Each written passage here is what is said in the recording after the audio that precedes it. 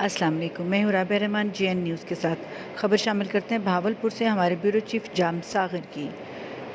گزشتہ رات تھانہ نوشہرہ جدید کی حدود میں احساس ڈیوائس کے مالک عابد بلوچ نے اپنی ہوس مٹانے کے لیے بلیک میل کر کے غریب بیچاری لڑکی کو احساس پروگرام کی رقم کا جھانسا دے کر ساری رات غریب لڑکی کے ساتھ غیر اخلاقی فعل کرتا رہا۔ لڑکی نے تنگ آ کر چیخو پکار شروع کر دی اور اہل محلہ نے جب شور کی آواز سنی تو ڈیوائس مالک کے گھر محلہ داروں نے عابد بلوچ کو